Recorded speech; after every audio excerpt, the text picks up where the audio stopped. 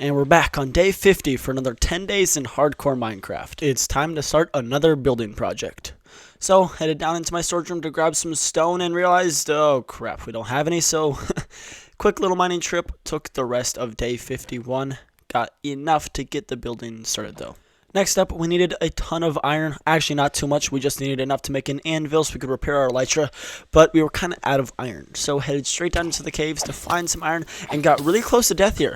This creeper's blowing up right behind me, and it somehow did half of heart of damage. Let's watch that in slow motion. I can't tell if that was the fire that did half a heart or if the creeper did half heart of damage, but anyway, it doesn't matter. We lived and everything was great. So got enough iron, crafted up the anvil, and repaired the elytra, which was much needed.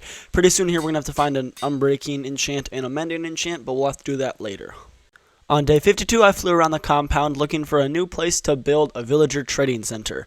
The one we had right now was way too small, and it was hard to put them in their designated spots. So, made a quick outline with some red concrete, and this thing was going to be the biggest thing in the world so far. Obviously, I'm going to need more wood, so I planted enough trees and started chopping them down. By the time I finished chopping it down, I realized we need a better place for a villager breeder.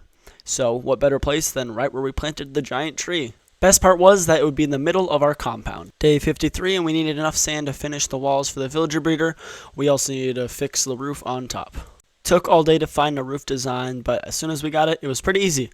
Then I was attacked by the vegan protesters that we saw in last episode. So took care of them, and while we're fighting off these guys, I just want to say thank you to everybody who's subscribed, commented, liked in the last 4 weeks. The support on this series has been massive, and I just really appreciate it. That night, we were able to take all the villagers' beds and move them over into the new villager breeder. We're starting off strong, day 54, starting placing the first blocks for our new trading hall. We're going to be building this out of spruce logs and stone bricks. Things were going great until, well, we're a little uneven. So, we got to take down all the walls on the left side and replace them. Didn't take too long, but I was pretty disappointed in myself. Thankfully, we fixed it before we built too much. By the end of day 54, I knew what I wanted our roof to look like. I just had to make it, well, a little bigger.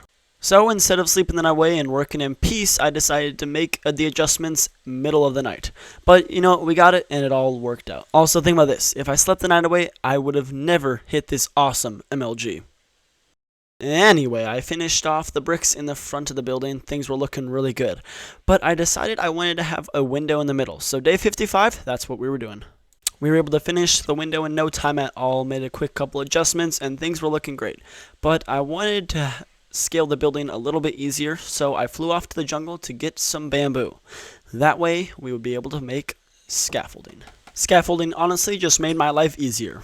The night of day 55, I added these spruce trap doors to make it look less boxy, and honestly, it did the job. That night, we were also able to start construction on the roof.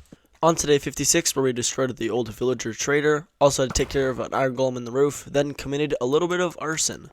Overall, a good day, got to commit a little bit of destruction. Unfortunately, while burning the house down, it started to rain, which left a couple of floating blocks in the sky, but you know, we'll deal with that later. Now we have to finish the back of this villager trader. I finished off day 56 by placing the ceiling in the trading hall.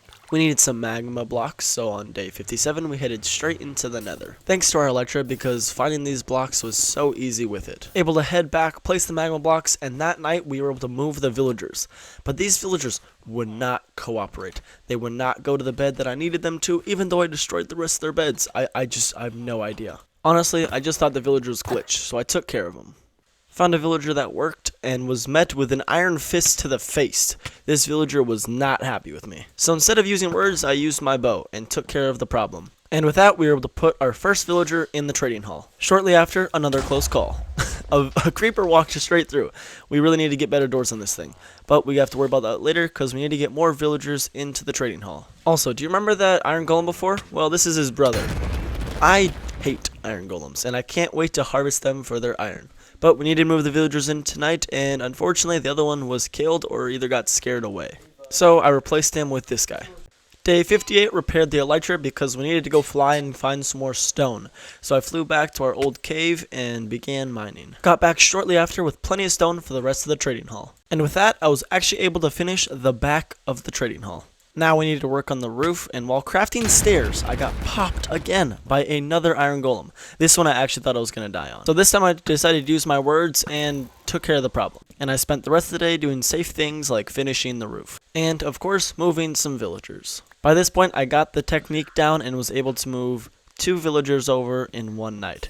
Day 59, all we had to do was finish the ceiling and the roof. With the roof done, all we had to do was finish the trim on the outside. And this is how things were looking. Honestly, I loved it. I just had to finish the floor on the inside. Instead of finishing the floor, I decided I wanted to get unbreaking or mending for my elytra. So we got that. And that's going to wrap up our extra 10 days in hardcore Minecraft. Able to get a lot done, especially with this new villager breeder and villager trading hall. We still need to get a lot of stuff done in this hardcore world, so please comment down any ideas you have, and we'll be sure to get that done in the next episode. Appreciate it, and peace.